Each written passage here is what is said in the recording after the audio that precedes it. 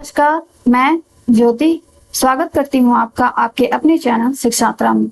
जैसा कि आपको पता है, हम class 10th NCERT full course cover कर रहे हैं इस सीरीज में और हम पहुंच गए हैं चैप्टर 5 जिसका नाम है arithmetic progressions.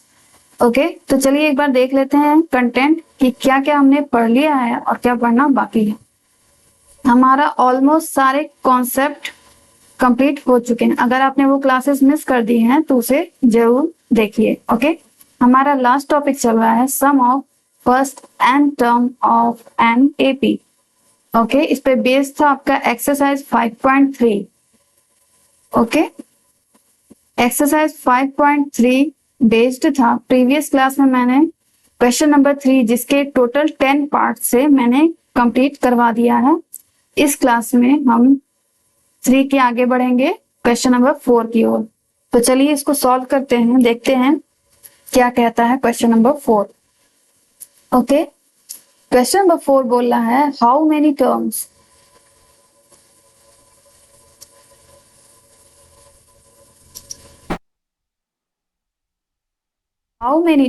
of the AP this must be taken to give a sum of 636।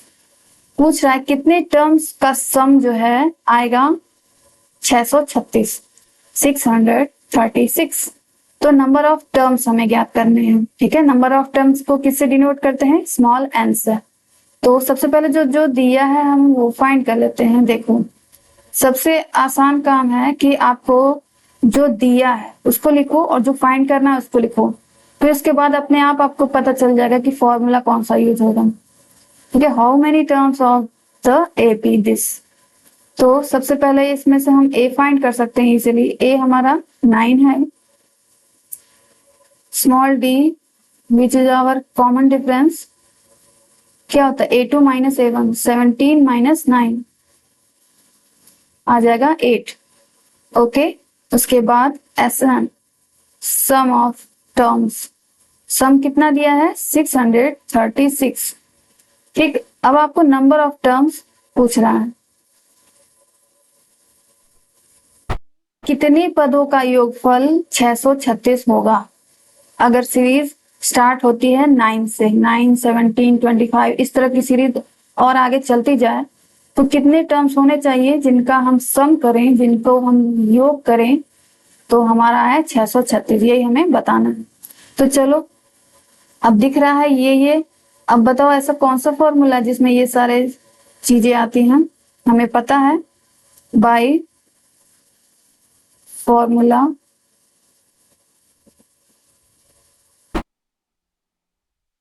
this Sn is equal to n upon 2 bracket में 2a plus n minus 1 into D.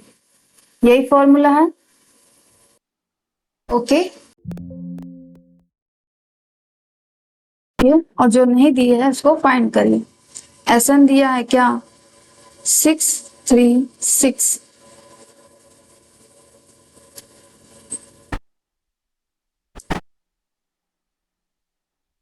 Is equal to small n हमें find करना है 2 into ए की value 9 plus n, फिर से हमें find करना है n माइनस 1 इंटू डी क्या है? 8। ठीक है, फिर उसके बाद 636 is equal to n upon 2, 2 9s are 18 plus 8 से मल्टीप्लाई करो 8n माइनस 8। ओके, इसके बाद 636 is equal to n upon 2 with in bracket 18 plus में है 8 माइनस में है तो प्लस माइनस माइनस 18 माइनस 8 क्या हो जाएगा? 10 प्लस 8n। ओके, अब 2 कॉमन कर सकते हैं इसमें से easily. 636 is equal to n upon 2 तो है पहले से, अब हम 2 करते हैं कॉमन तो क्या आ जाएगा? 2 5s आर 2 4s आर 8। ये आया हमारा। ओके, नाउ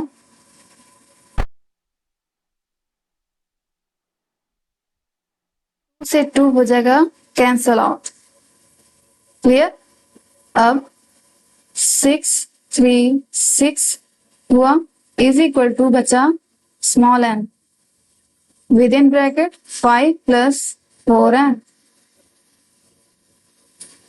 ठीक है, अब चलो इसको सॉल्व करो। 6 3 6 इज इक्वल टू 9 से 5 में मल्टीप्लाई होगा तो 5n प्लस 4n स्क्वायर। अब सारे टर्म को एक पास करो तो 636 में उधर ले जा रही हूँ। ठीक है, 4n square plus 5n as it is रहेगा। 366 प्लस में है, इक्वल की इस साइड आएगा तो माइनस में हो जाएगा। 636 अब इज इक्वल टू 0, क्योंकि इक्वल की दूसरी साइड यानी इस साइड कुछ नहीं है। ठीक, अब इसमें से कुछ कॉमन नहीं हो सकता। अगर हम 4 कॉमन करना भी चाहें या 2 कॉमन करना भी चाहें, बट बीच में 5 है, तो इस वजह से तीनों टर्म में से हमें 2 कॉमन करना पड़ेगा, जो कि इम्पॉसिबल है अभी। ठीक है, और कोई फायदा नहीं है कॉमन करने का, मतलब कॉमन नहीं हो सकता।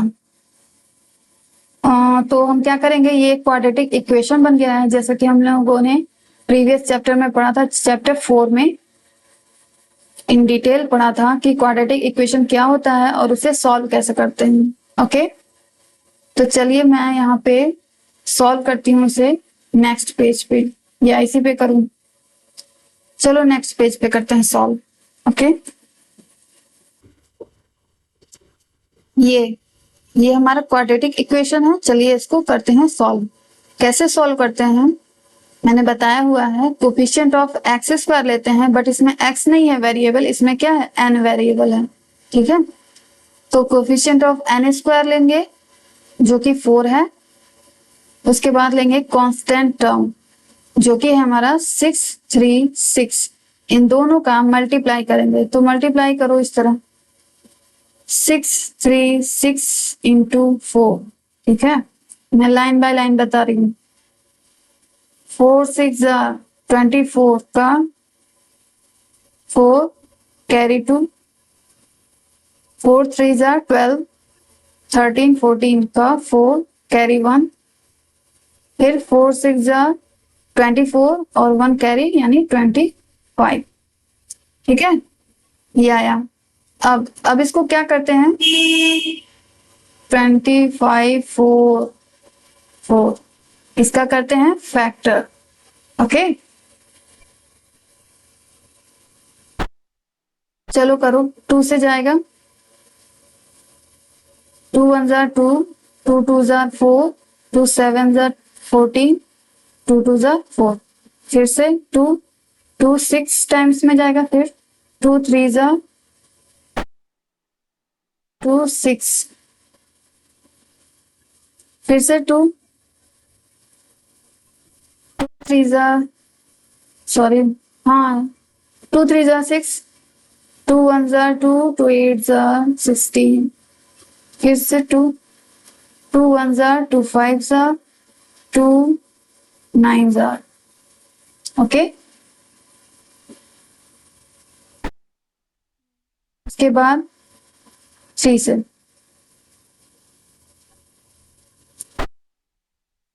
5 50, 3 3 53। अब 53 तो 53 से ही जाएगा, 53 1 टाइम्स में जाएगा 53। ओके,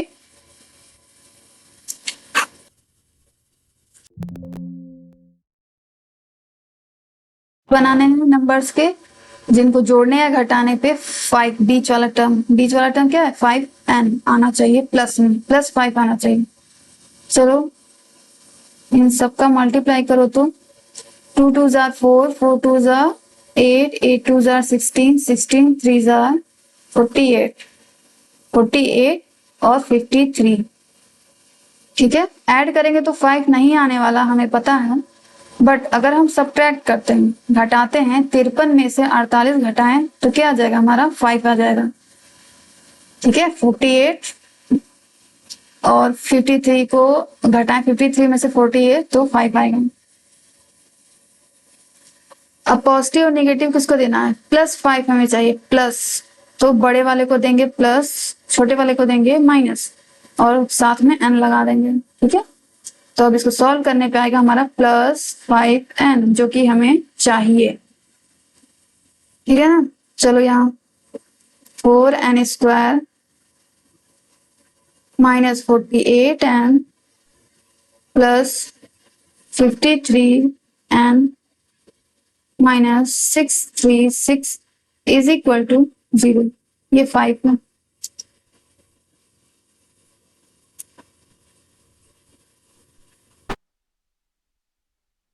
ओके, चलो क्या कॉमन कर सकते हैं? 4n कॉमन करो। क्या बचा? n -4 1 4 4 2 8। ये हो गया। उसके बाद इसमें से क्या कॉमन करें?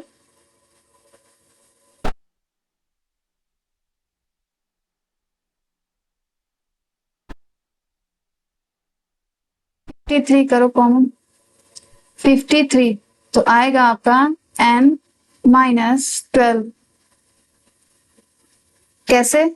53 से देखो, कॉमन लेने का मतलब होता है डिवाइड करना।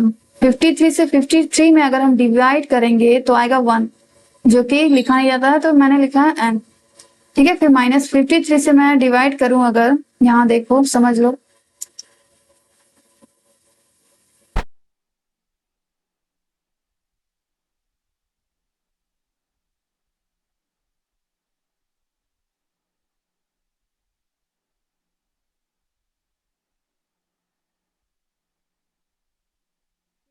थ्री से अगर हम डिवाइड करें ना, किसमें?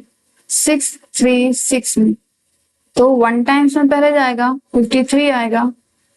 3 में 3 गया 0, 6 में 5 गया 1, 6। नाउ 2 से करो, 2 से ले जाओ, 2 3 6, 2 5 10 आ गया ना। ठीक है, तो कॉमन लेने का मतलब होता है डिवाइड करना।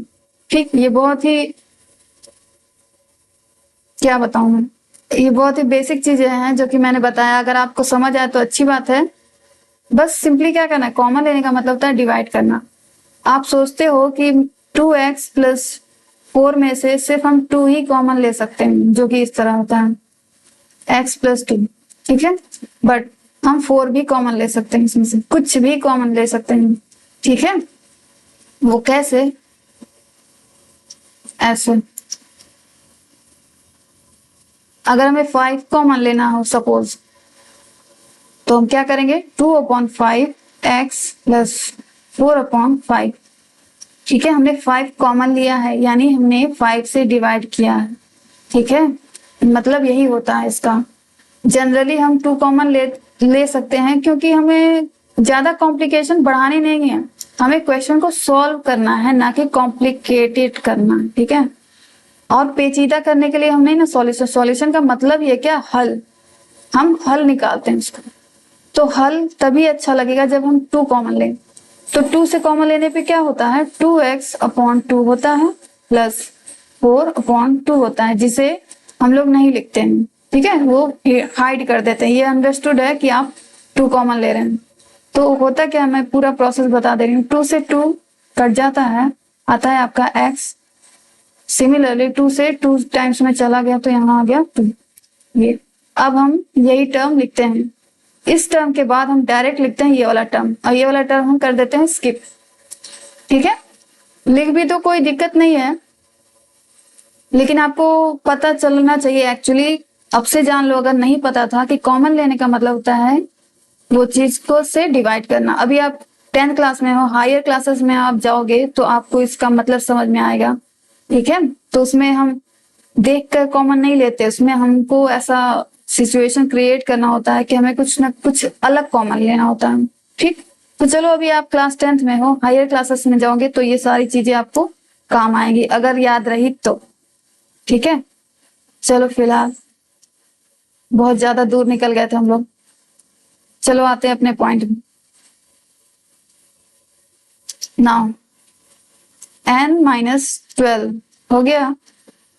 दूसरे ब्रैकेट में क्या बचेगा? 4n + 53 is equal to 0। अब क्या करते हैं? n -12 इज इक्वल टू 0 कर देते हैं, और 4n प्लस 53 इसको भी इज इक्वल टू 0 कर देते हैं। यहां से क्या आती है n की वैल्यू 12 और यहां से क्या आएगी 4n इज इक्वल टू -53।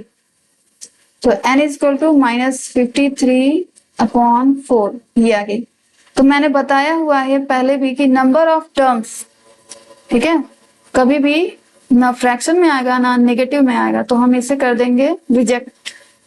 हम एक्सेप्ट किसको करेंगे n upon n is equal to 12 को, ठीक है। तो नंबर ऑफ टर्म्स कितने होने चाहिए 12 टर्म्स होने चाहिए जिनका हम सम करेंगे तो आएगा 636। बात समझ में आ गई।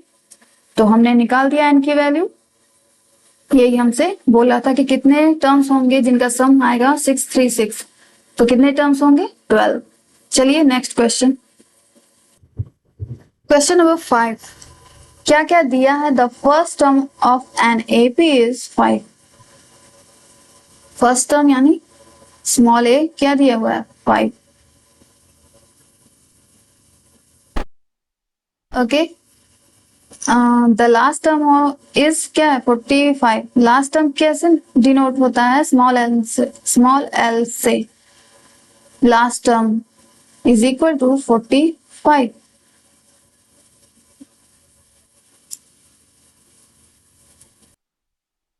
ओके, उसके बाद and the sum is 4 and 400 some.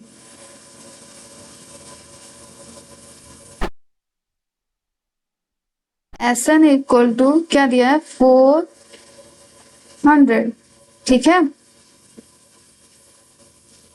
Some of terms दिया है 4 and find the number of terms small n निकालना है यहां से हमें।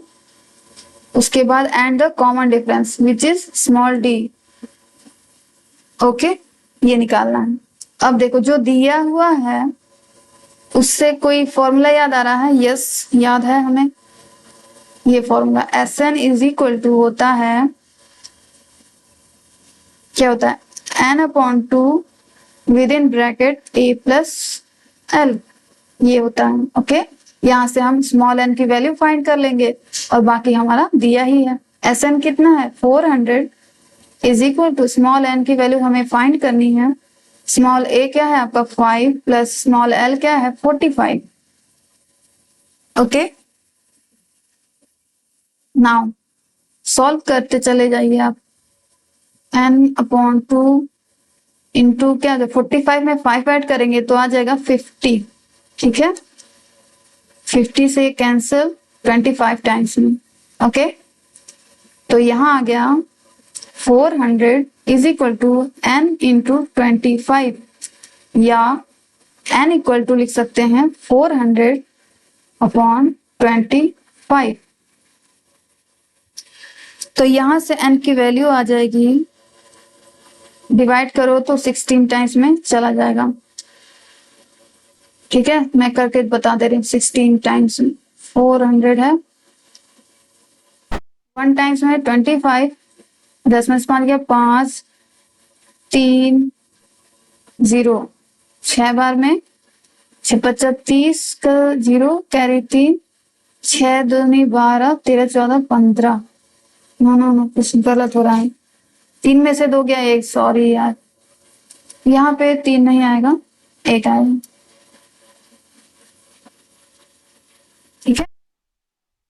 बाद में अरे सॉरी ये अब ना चला जाएगा।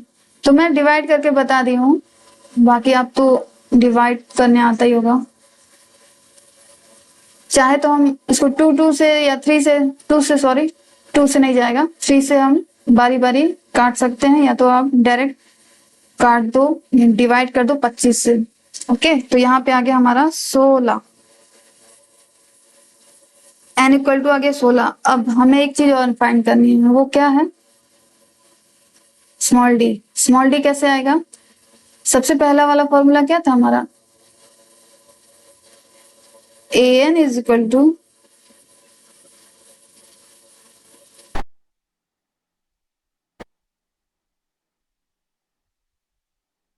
ए plus n minus 1 into d a n. अब आप सोच रहे होगे ए एन कहाँ इसमें दिया है, यही है हमारा ए एन।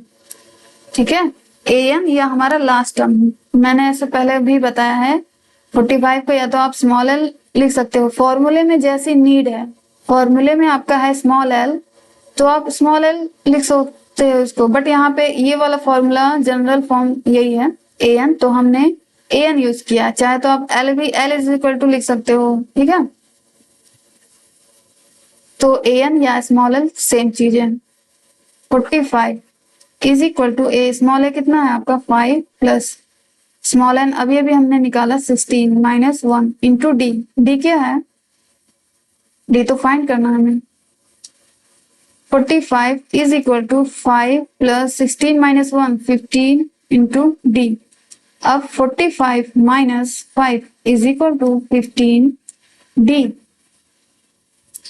ओके 45 माइनस 5 क्या हो जाएगा, 40 इज इक्वल टू 15 डी, या d is equal to 40 upon 15।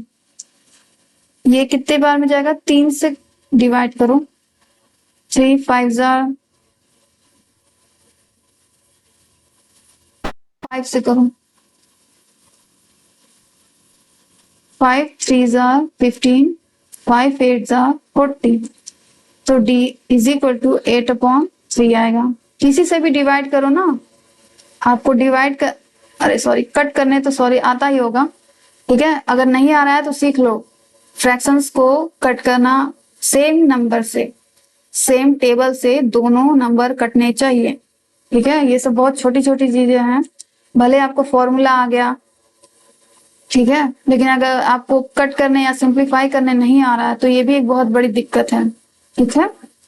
अक्सर बच्चे कॉन्फिडेंट रहते हैं कि फॉर्मूला तो हमको पता ही है, पुट कर देंगे, बट सिर्फ पुट करने से काम नहीं चलेगा, आपको सॉल्व करके आंसर लाना है, ठीक है। तो अगर छोटी सी भी चीज मिस्टेक हो गई तो आंसर गलत आ जाता है आपका। तो यहाँ डी आ गया आपका कॉमन डिफरेंस, डी अरे सॉरी 8 अपॉन 3, ठीक है। यही दोनों चीजें हमें फाइंड करनी थी, एन एंड डी। तो मैं इस क्लास को करती हूँ यहीं पे stop, okay. Now summary of the class. In this class, we have completed